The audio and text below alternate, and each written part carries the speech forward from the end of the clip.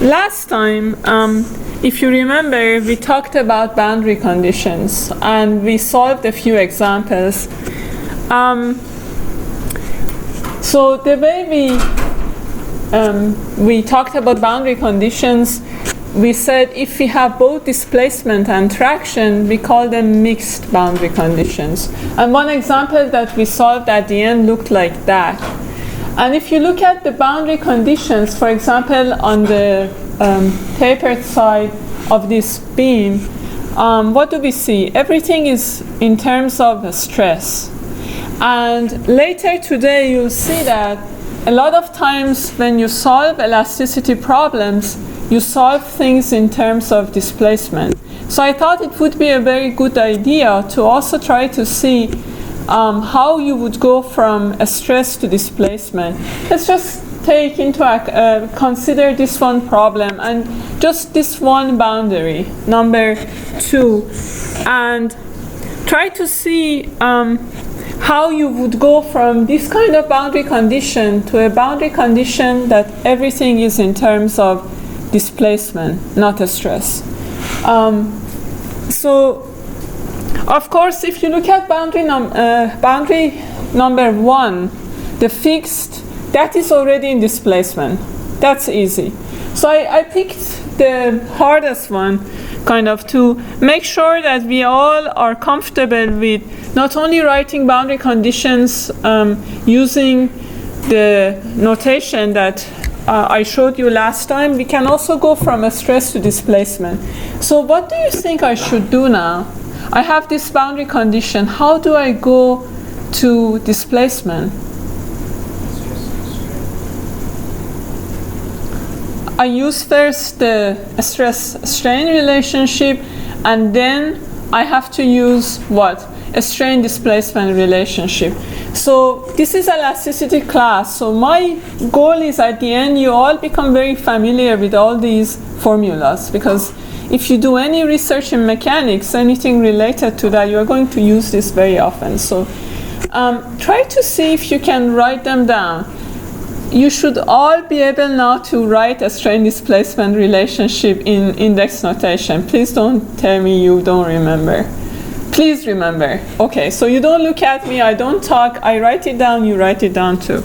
So that's, I know that's kind of the easier one. I just write it.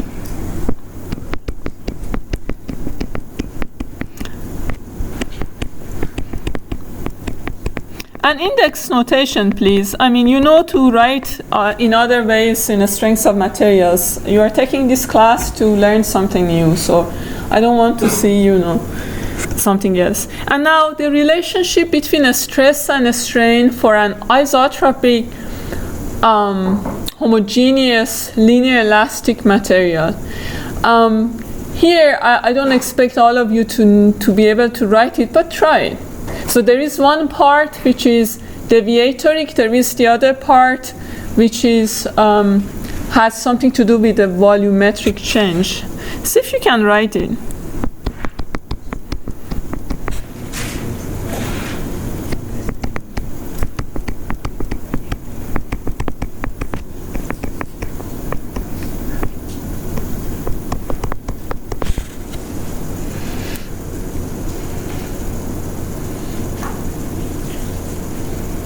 Yes, looks good. Okay, now all we have to do is go from a stress to a strain and from a strain to displacement. Just for this boundary number 2, let's do this exercise. It's a good exercise to do. Everything is 2D, so we only have x and y. Try to write it. So let's all first write stresses in terms of strains. You have the relationship. This is what we did last time, the boundary condition, the traction-free. So this was the traction-free boundary condition.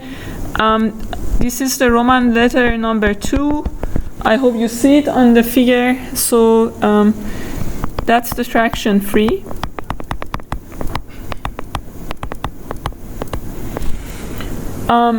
If you came late or you don't remember, this is how we got it. We just from Ti equal to sigma ij and j, using n n1 and n2 or nx and ny, we got there. So now try to use these equations in front of you and go from a stress to a strain first, okay? Again, I rather you'd work on your own, so I'm going to write it.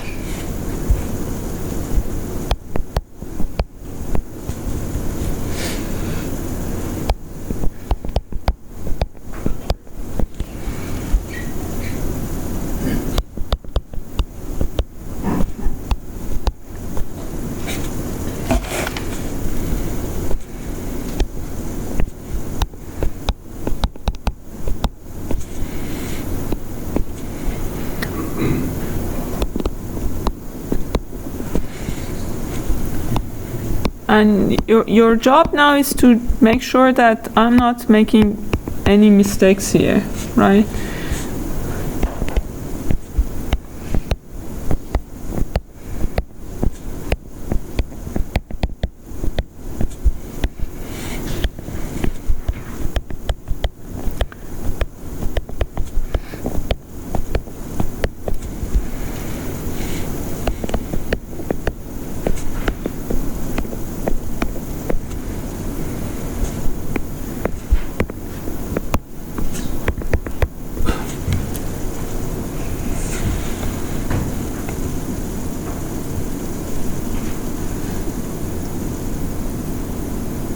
It's important that you can go back and forth between index notation and what you are used to, which is not index notation.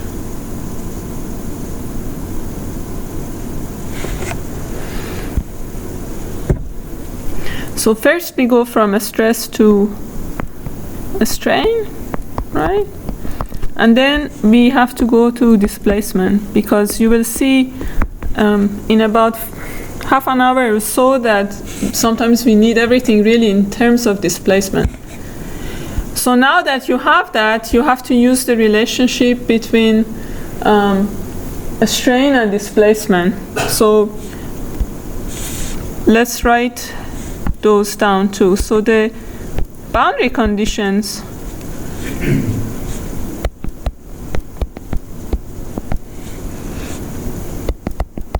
so I use so the displacement vector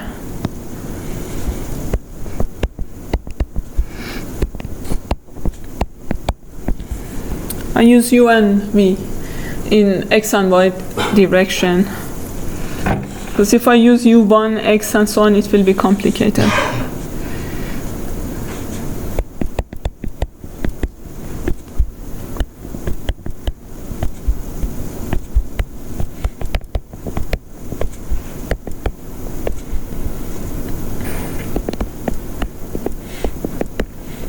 Again, your job now, right now, is to make sure that I'm not making any mistake.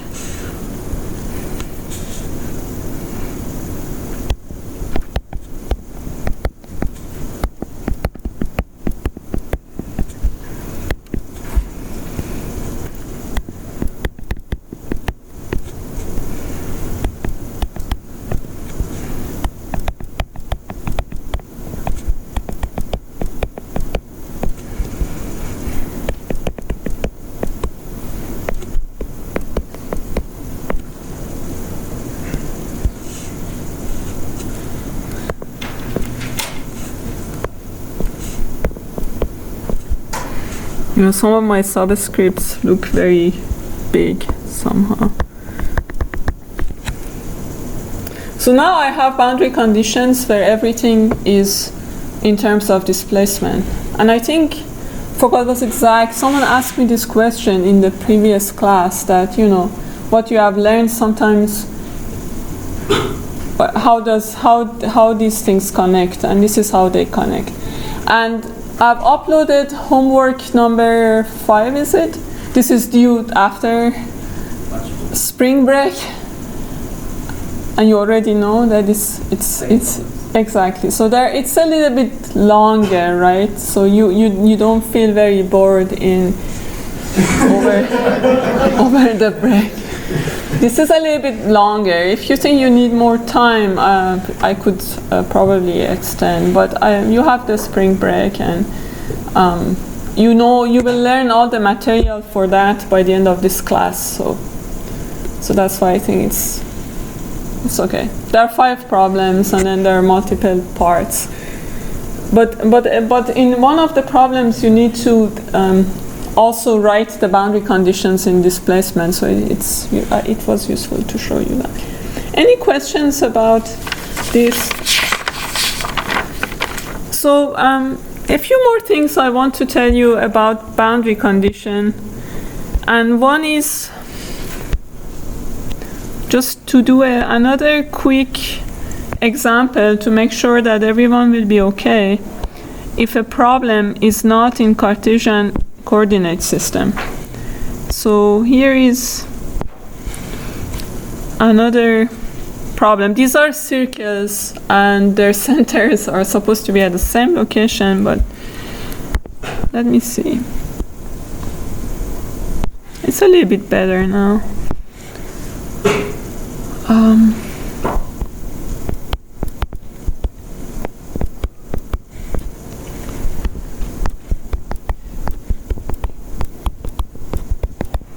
This is a real problem.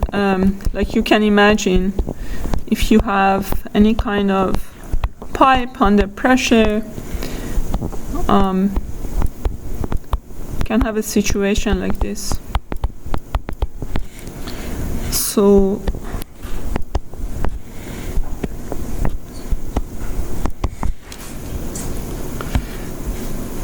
write the boundary conditions on the inner and outer boundaries.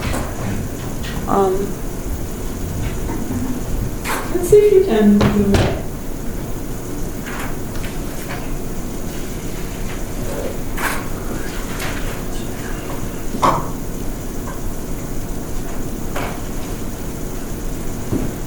I have some missing arrows, but that's uniformly distributed pressure. I should have used some other color here.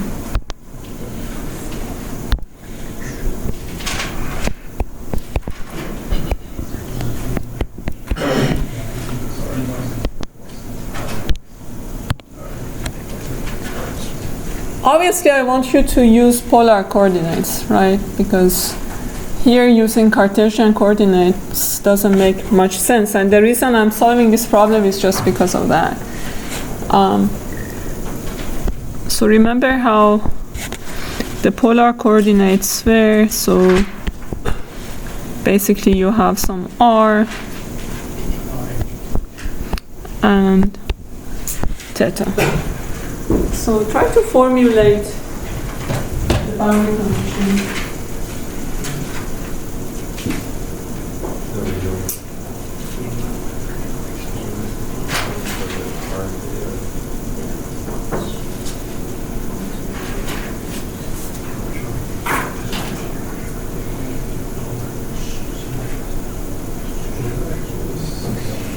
Talk to each other.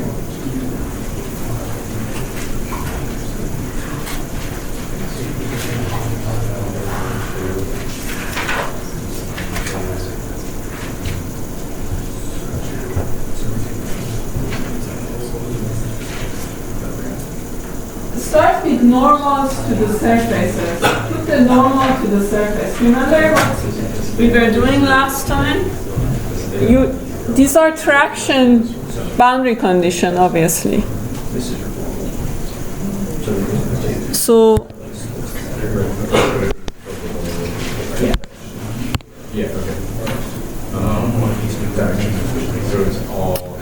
so it's pure traction.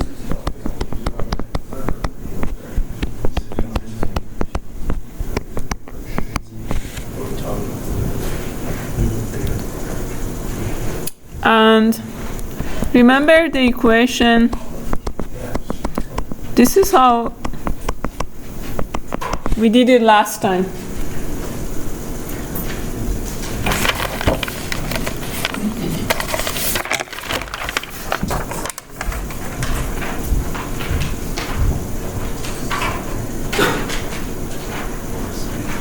It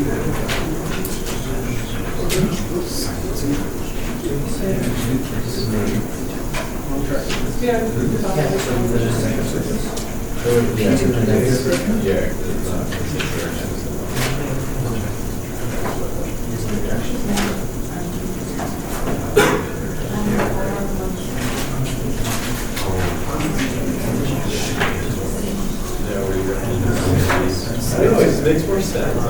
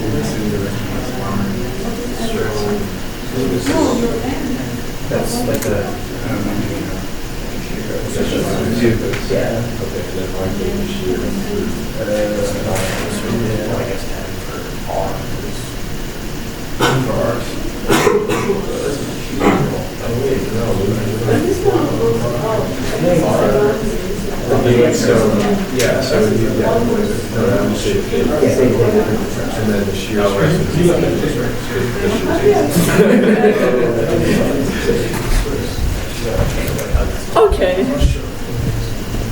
Let's do it together. So again, this is there are some polar coordinates in the homework, and I kind of guessed that maybe it's because we haven't worked as much with polar coordinate, maybe it becomes a little bit hard. So it's just like what we did before. Instead of I and j or x and y, we just have r and theta. Okay, so let's first put the normal to the boundary. Remember what the normal to the boundary is? It just sticks out of the boundary. So this one will be like that, and this one will be like this, right? The boundary of this donut-shaped object is so it sticks out, and so let's call one of them No, let's not call anything. Let's just go one by one. So I want to make sure everything is clear. So for the outer boundary where r is equal to r2 and theta, what is it? Can be anything, right? So what can we say about n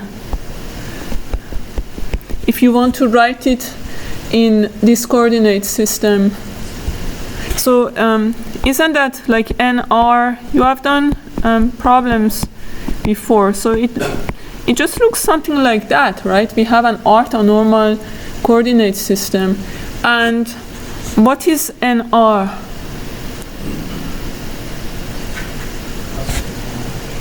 What is n sub r? For R2? Yes. It's 1.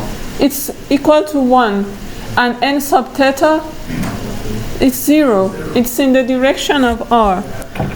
So, so this one is 0. So this is just ER, right? So now, knowing that, then things becomes easier. So basically 1 and 2 here, they translate to r and theta. So TR, if I want to write that, would be just sigma RR NR plus sigma R theta N theta. Right? Just change x and y for r and theta. Nothing has changed. I know that when it is polar, we feel less comfortable, all of us, when we see something in polar coordinate, because we are used to Cartesian. It's just our life in some ways.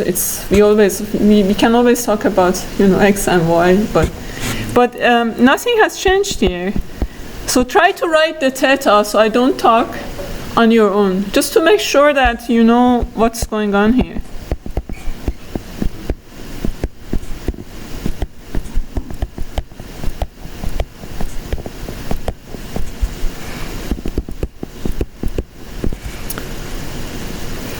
So how much is this?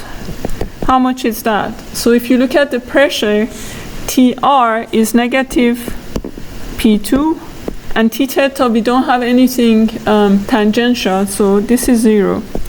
And now we know that N theta is 0, and NR in this case is equal to 1. So the boundary conditions are traction, but we need to write them either in terms of a stress or displacement, and you will soon see why, because our formulation is either in terms of displacement or stress. To be able to use these boundary conditions, we need to write them. So you cannot just write T equal to negative P2. This is not going to work. So this then will give us sigma RR,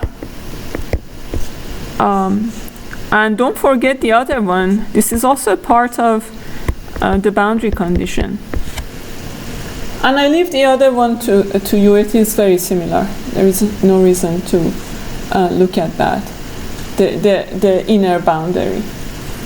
And it's a part of your homework. So it's very easy. The other one, let's just talk about it without writing down. What is NR for the inner circle, inner boundary? NR is exactly -1 in that case, and then N theta is again 0. And R in that case is positive P1, correct? And T theta is 0. So it will be very similar. Any questions about this?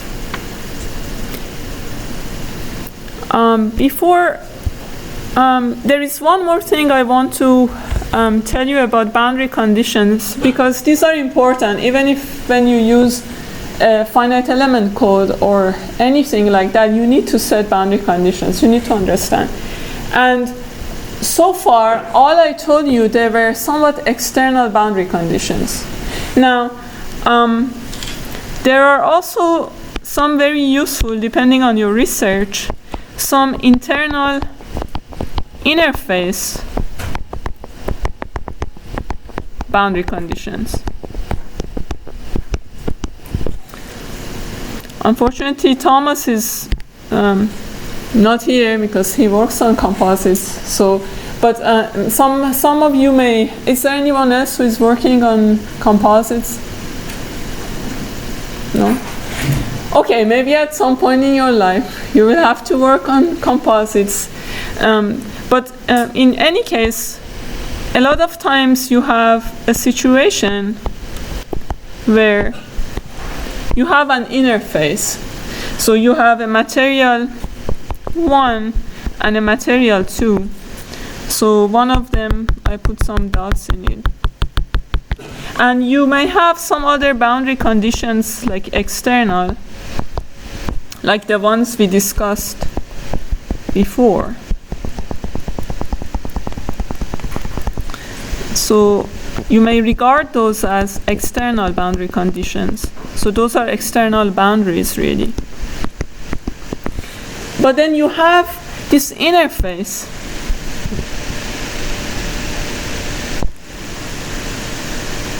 which is also a sort of boundary condition. So like one very or two, I'll just talk about two important ones. One is the perfectly bonded interface. So if you have two interfaces which are perfectly bonded, when you solve the problems, you also need to apply boundary conditions. Some of you who are taking EMAC 521, you have already seen it. When you are looking at reflection, refraction coefficients, this is how you derive it. You use these kinds of boundary conditions. So perfectly bonded interface.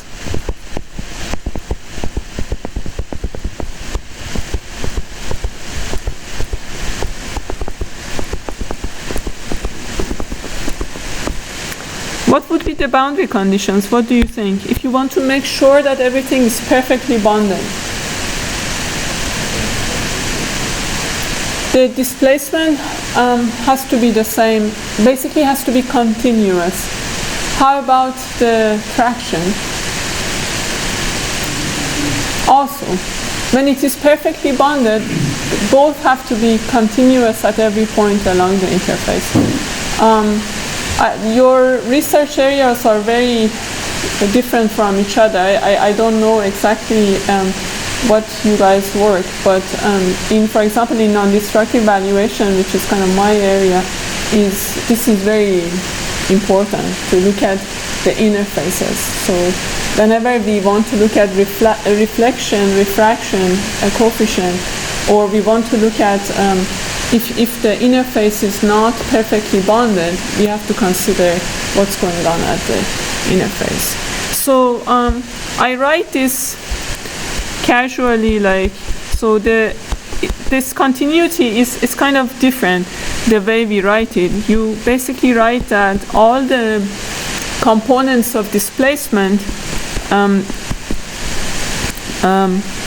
along the interface, they have to be continuous, meaning that in medium 1 and 2 they have to be equal. And the traction the same way.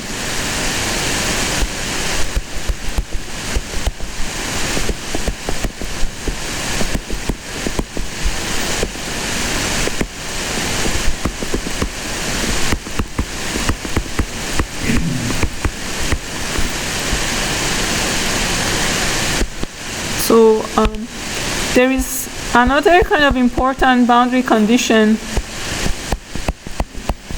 For example, for geoscience students here, the slip boundary condition, where in normal direction things are bonded, but the two materials can actually slide against each other.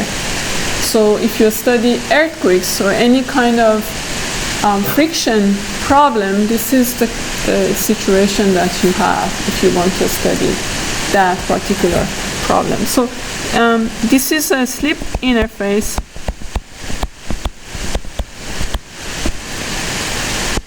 And so what are the boundary conditions? I just write it without spending.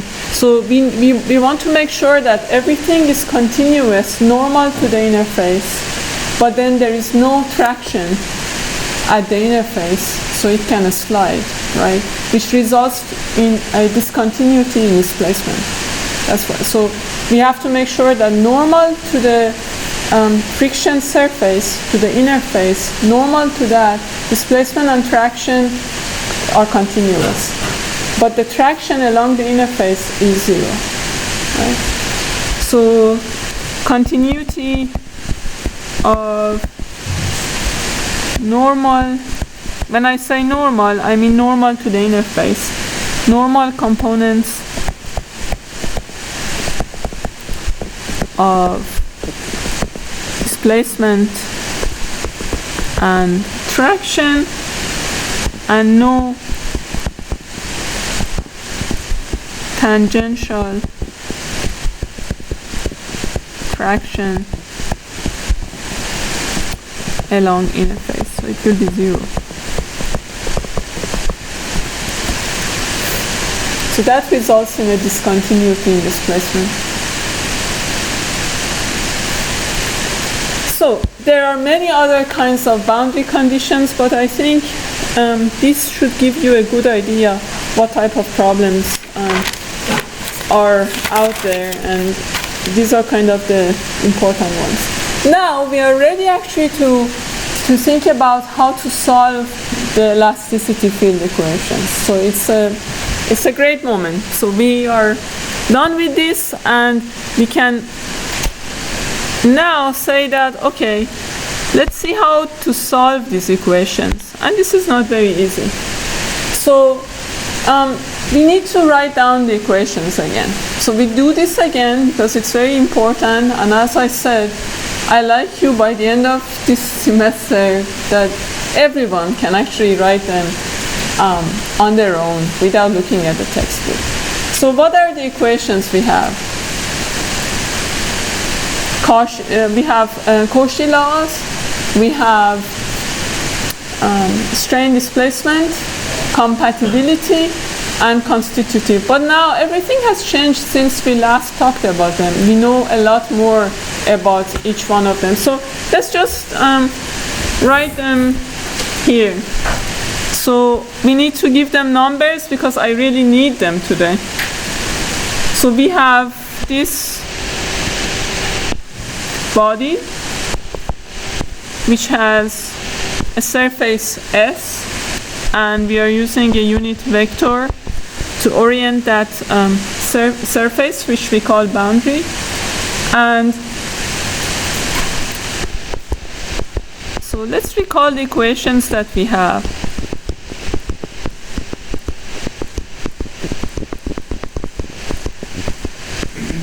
And when I say equations, these are elasticity field equations. So one is Cauchy law. Try to write it without looking. You should be now expert in writing this down after doing the homework, right?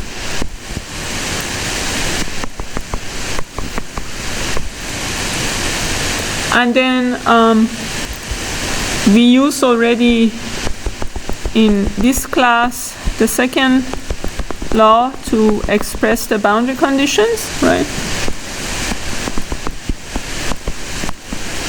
So on the boundary, and we know that the stress tensor is symmetric everywhere.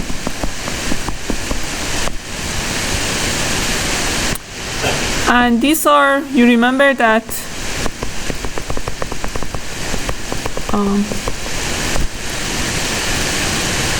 we got them from equilibrium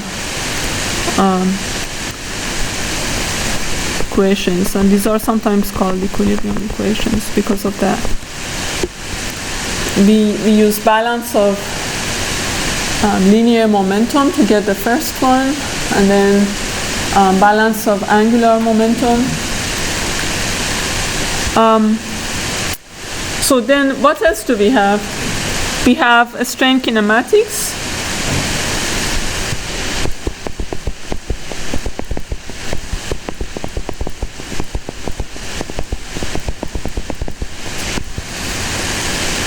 So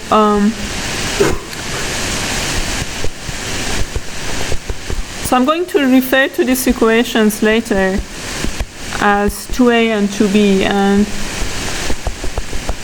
when we use displacement formulation, it's enough to just use this relationship.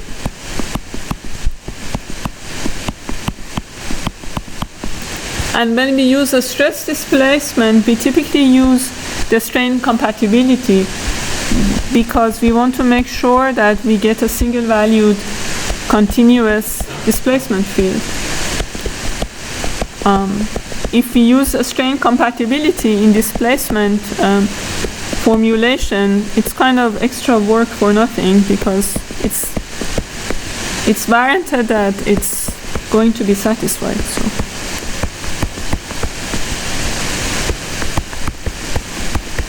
And remember that I'm equating k equal to L and to get these equations.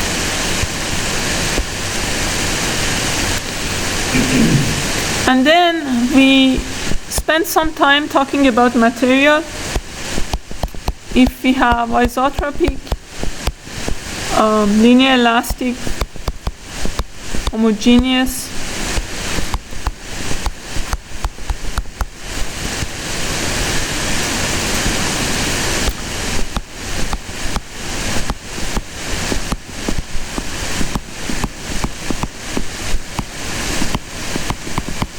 material. I call these also 3A and 3B.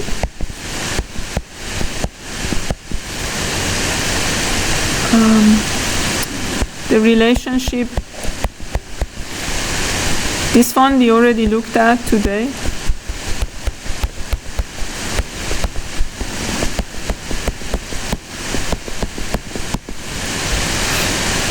And you can also write, you will see that sometimes it's useful to write a strain in terms of a stress. So because we are going to need it, I'm going to write that also.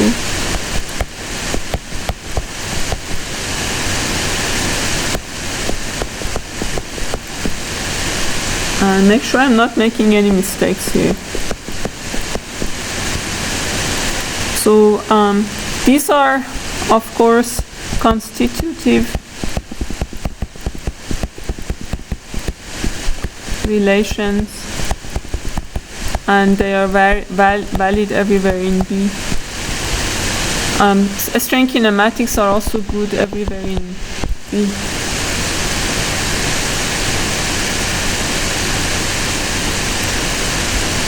And the homogeneous part tells us that the constants, these are really constants, they're the same everywhere. So last time we counted the equations and we all agreed that this is a system of how many equations? 15 equations. In 15 unknowns, which we typically show in a bracket like this. The unknowns are displacement, strain, and stress. Now, it looks like everything is great. We have 15 equations, 15 unknowns, but it turns out this is not an easy problem to solve. So people over centuries, they have come up with tricks and ways to solve these equations, and we are going to do that. So before jumping to the solution, we need to clarify one thing, and that the uniqueness of the solution. I'm not going to prove it, just to save time. We did some examples instead, but I need to tell you about something about the uniqueness of the solutions. So that's kind of a theorem in elasticity, which is very important. So the question is,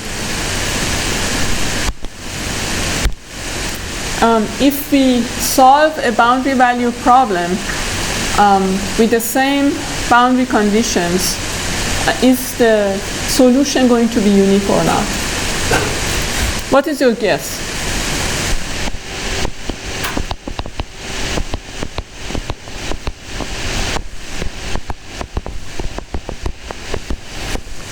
But I should ask, do you care if the solution is unique or not?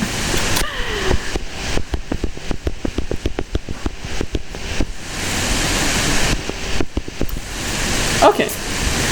It's actually surprising, and we are going to get back to the results of this theorem when we solve later on in the class. We are going to get back every time to that, and I will remind you.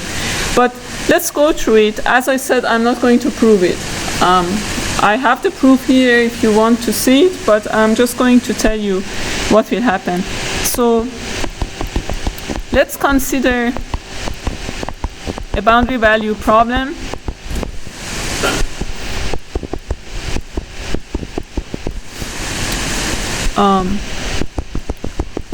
with mixed boundary conditions.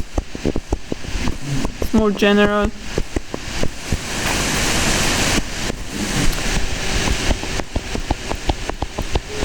Suppose that the system is stable, and last time we talked about it. If the system is stable, we can, using the strain energy, we can show that the constants of the elasticity constants are positive. So, and we have an isotropic linear elastic material.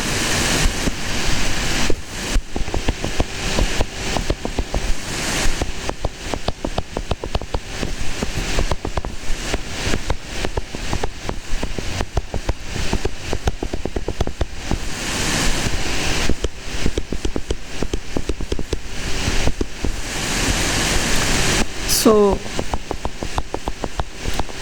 suppose that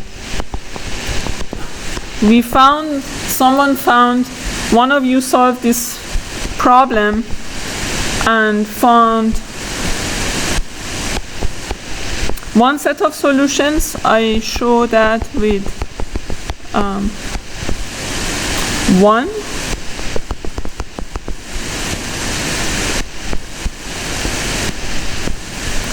And one other person also solved the same problem.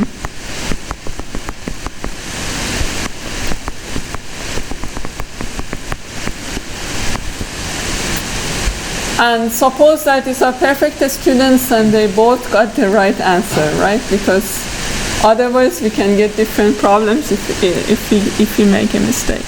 So there are both solutions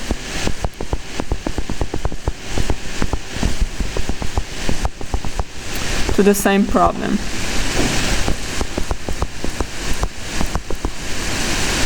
When I say there are both solutions, what does that mean? It means that they satisfy all those 15 equations. So that means they satisfy all field equations. This is generally, those 15 equations are called elasticity field equations. Now, it turns out that, so I just, without going through the proof, I say that one can show that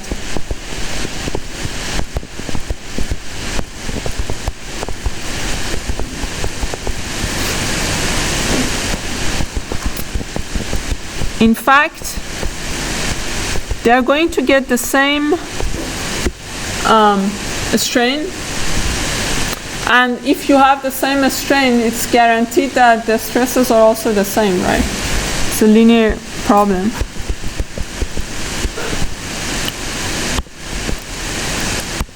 apologize.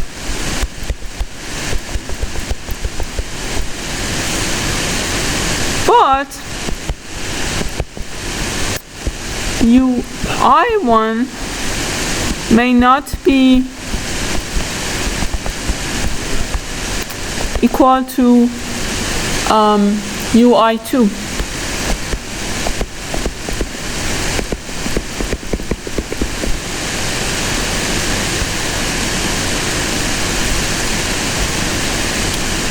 In particular, and then you kind of will see this intuitively.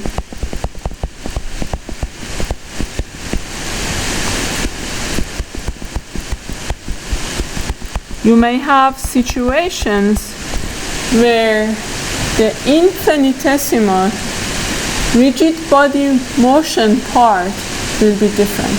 So everything is satisfying all the equations, but your displacements may be different by some infinitesimal rigid body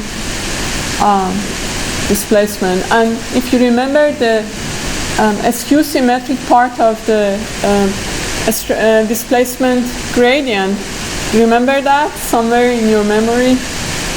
So this could be different. So the answer to the uniqueness of the solution is what?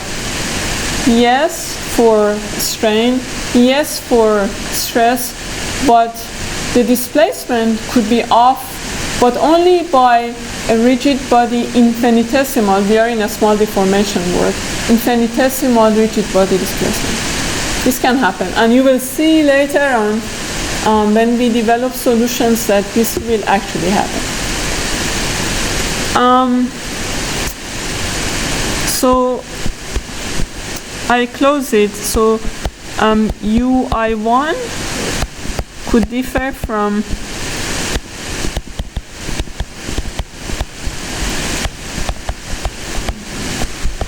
UI2 by an infinitesimal rigid body displacement.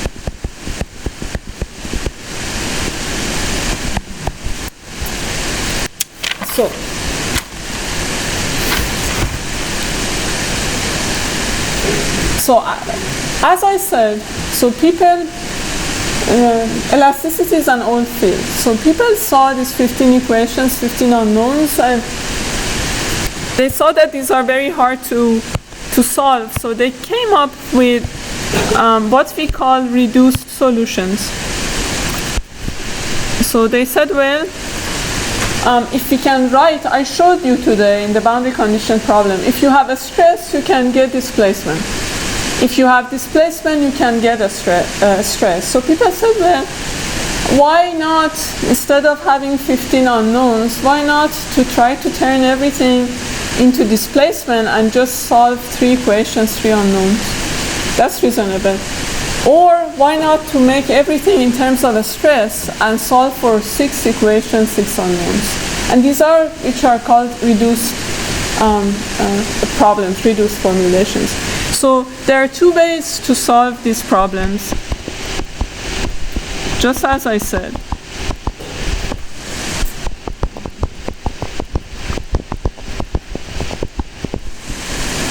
So one is you choose UI as we call it primary unknown. So we try to write all the equations in terms of U, in terms of displacement. Then drive a corresponding system of, it will be 3 equations, 3 unknowns.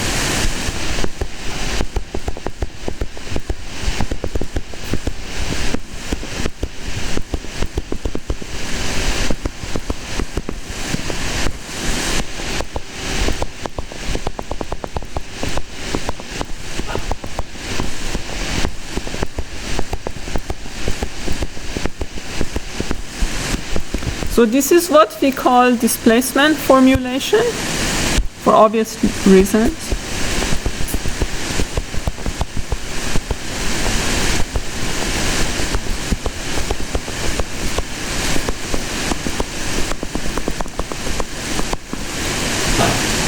And then you can choose sigma ij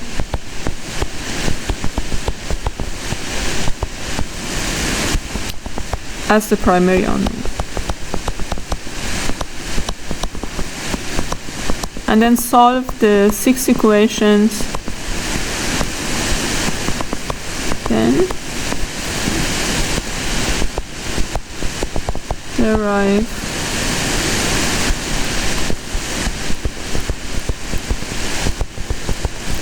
corresponding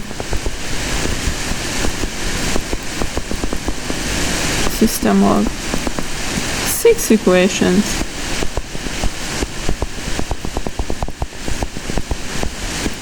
in 6 unknowns.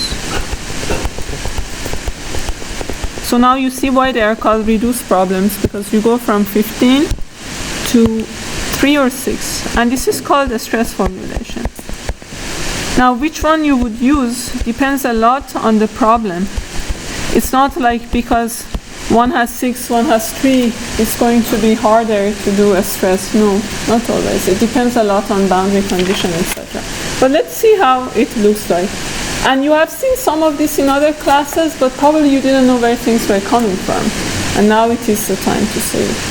Any questions? So I'm excited now to show you the displacement formulation. How does it work?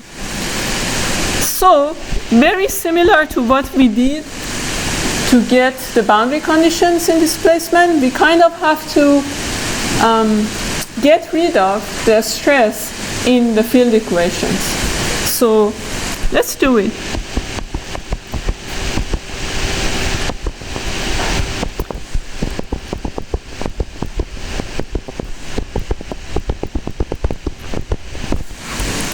So now I make reference to the equations that I wrote in the beginning, the field equations. So if we substitute equation 2a, that's a strain displacement relationship, in 3a, which is the constitutive law, stress in terms of a strain, we are going to get equation that I call number 4, which will look like that. So we have the stress displacement relationship. Instead of a strain, we actually substitute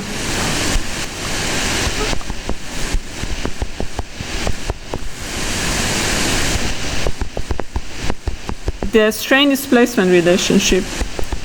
You can recognize it right away, I guess.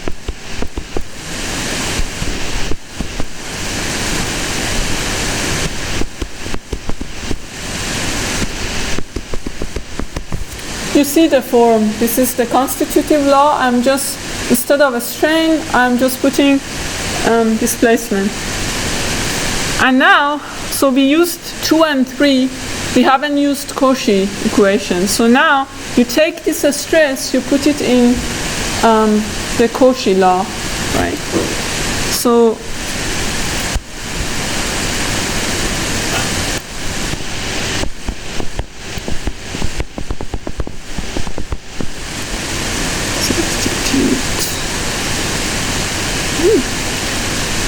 there is a T missing here, right? Substitute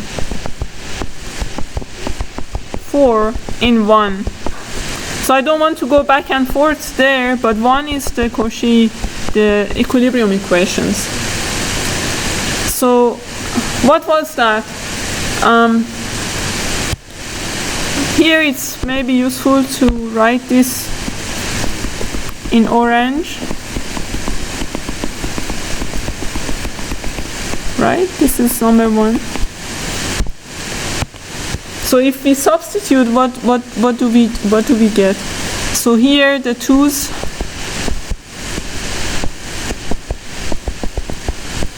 cancel out.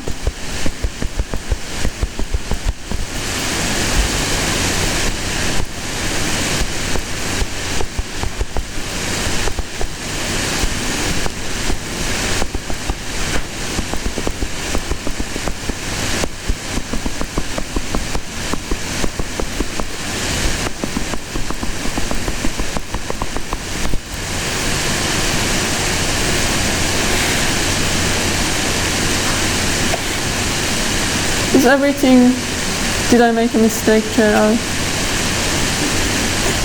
So all I did was put the strain displacement relationship, right? Everyone follows the first one. And then I took this sigma ij, put it in Cauchy equation. And I didn't miss a step because I like to show you what's going on. I feel like the common notation, you still have some unresolved issues, right? So because of that, it's good to do it together. Now, we know that this is homogeneous material, so lambda and lambda are constants. So you see, this is important here because if they weren't constant, you would have to, you had to differentiate here, right? There would be if material is heterogeneous, there would be a function of position. So what happens then? Do you want to try to differentiate in common notation without looking? That would be a good exercise.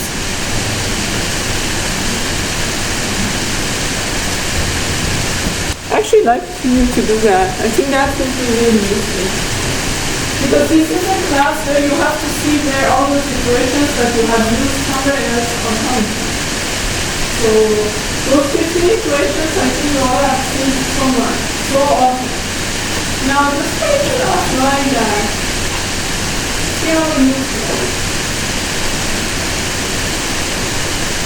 If you can do it, I'm doing something with objects.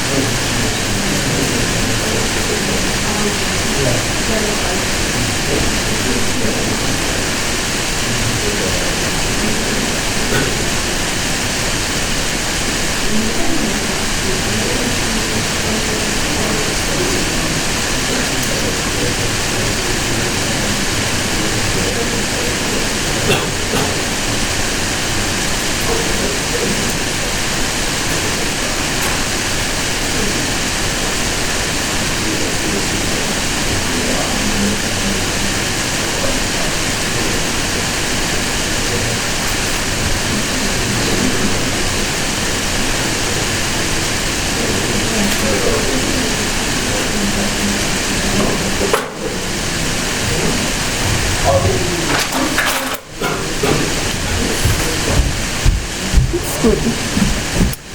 So I should make sure I'm not making any mistakes here. So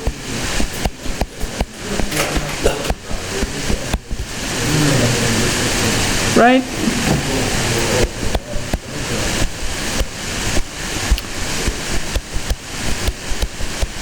These are just differentiation. So it is like we differentiate with respect to x and y, just add it at the end. And then here delta is a constant, right? So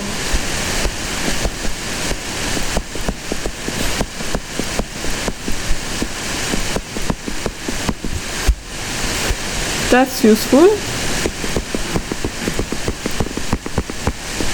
And now I want to collect, you kind of can see that the second and third, they are kind of similar. So I want to collect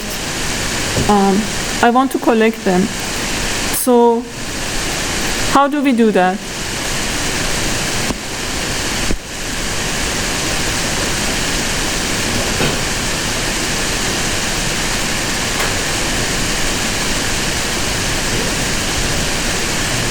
So this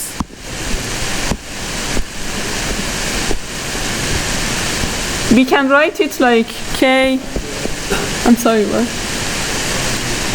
Oh yeah, that's right. So now that we have this kj delta ij, I and j will it will replace. Thanks, Baba.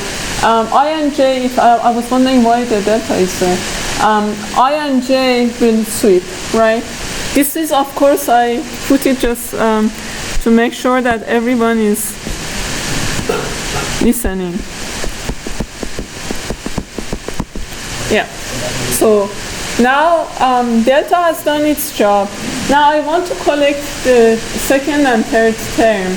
And you see that both of them have repeated index k. So we can change that just to feel better, maybe to j.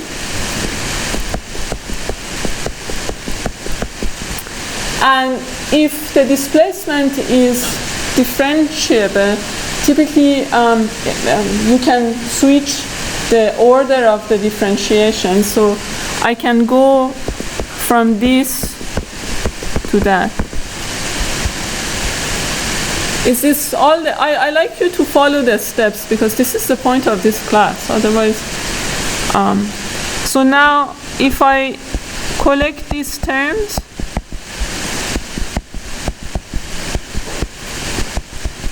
I'm sure you have seen this before and you were wondering where this just appeared from.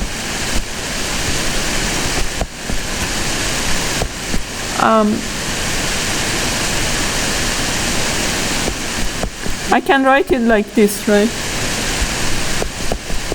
Either way. I can sweep I and j. Now, it's useful to write this also in the direct form because you see it everywhere. And I want to make sure that everyone knows how to go from here to there. You can think about this as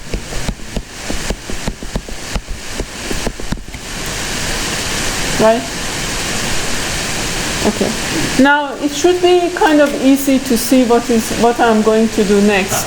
So the first part, you can use what is called Laplacian. Right? This is just double differentiation. It looks like divergence, but everything is double. And then here, the reason I wrote it like that is to see that, so the one in parentheses is what? No, how do I write it? What is the quantity? What kind of object is that?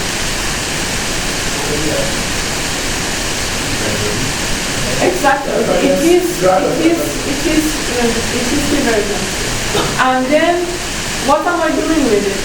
So now it is divergence, comma I.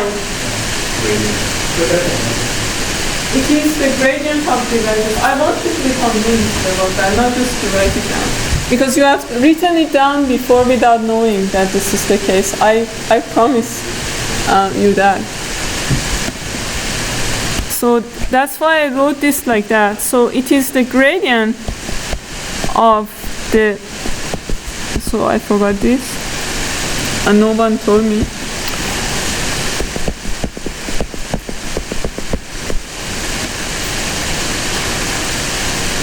So how many have seen this before?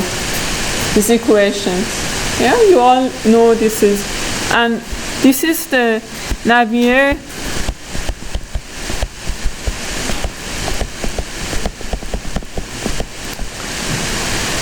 equation.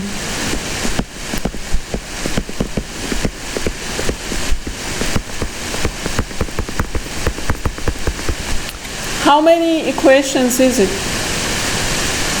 in 3D? It is 3. How many unknowns do we have?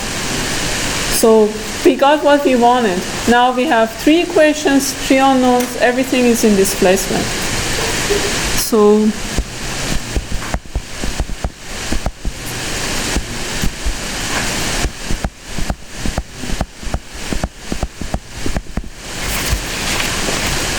So this is the displacement formulation. So you are going to see this equation a lot.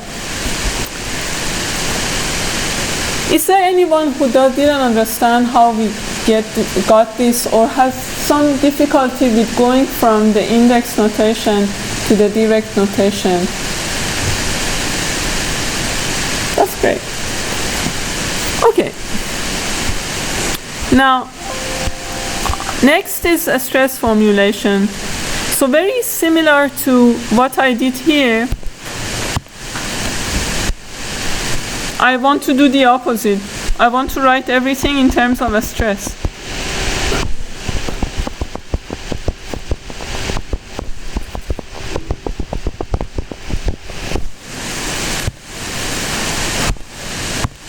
So again, I need to reference back to the equations. So substitute equation 3b. So now I use the compatibility equation because I want to make sure what I get for displacement is going to actually give me a strain tensor. Because otherwise, you know, things may not match up. So I substitute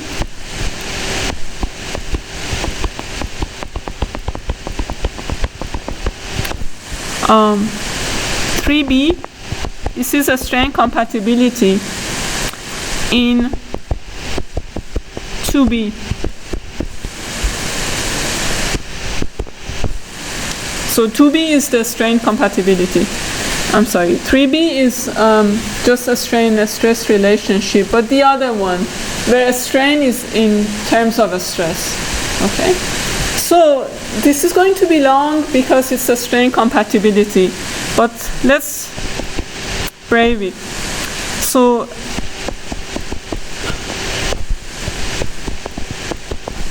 here is the strain relationship for one component, right?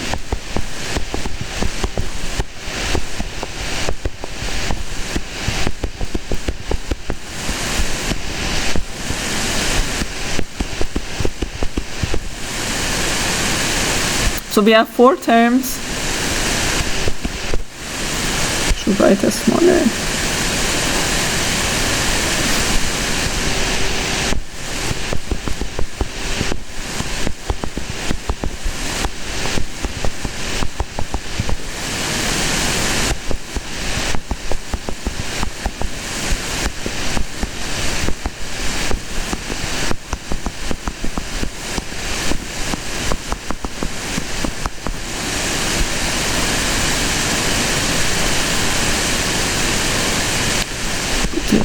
Plus here minus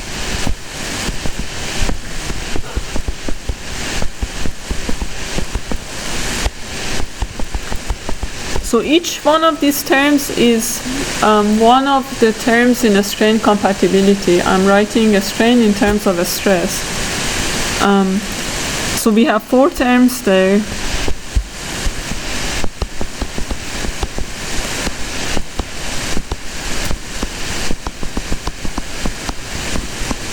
And you kind of can see what terms are there, like ij, kk, kk, ij, ik, jk, and then we have jk, ik. So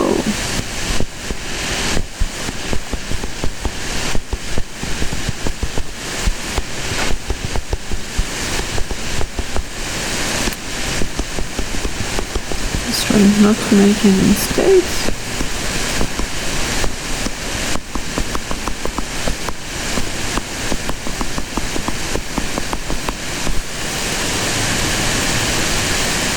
So now jk, ik.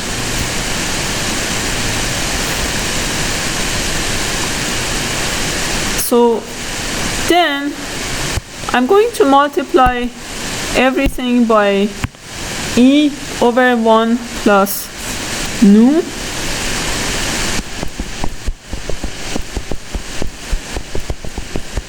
You kind of can see why. So I want to kind of neutralize all those 1 plus nu over e's.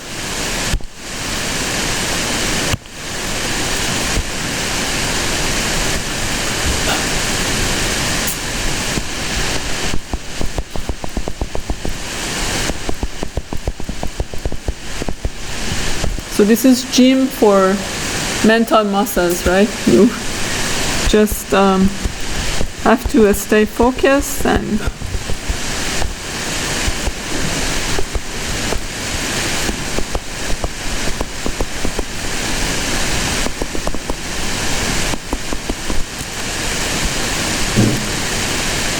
so then I'm going to apply the differentiation. So you see outside the brackets,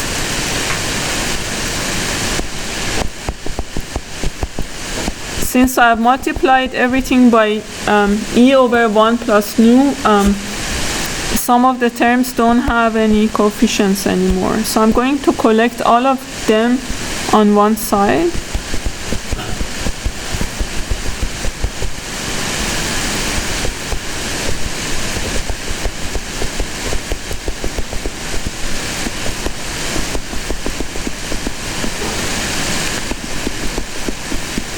And everything which is left goes to the other side. Let me write it from here.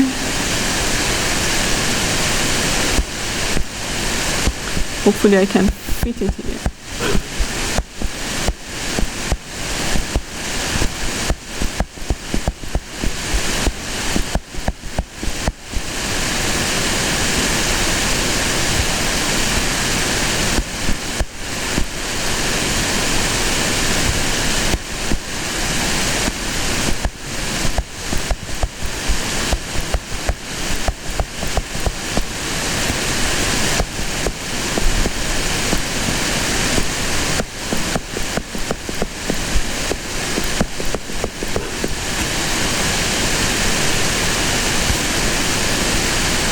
Make sure I'm not making any mistakes.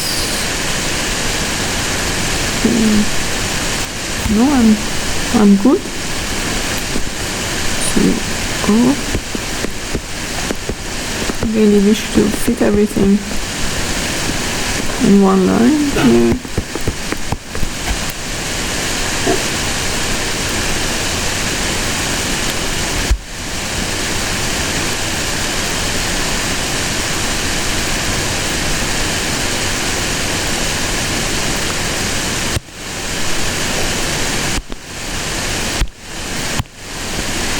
So now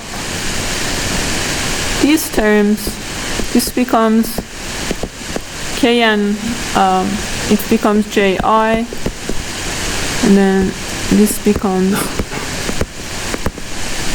ij. Nothing happens here. Delta kk,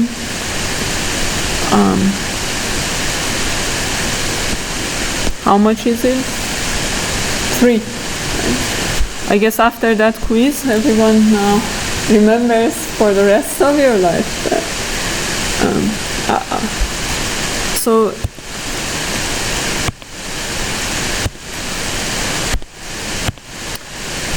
So now,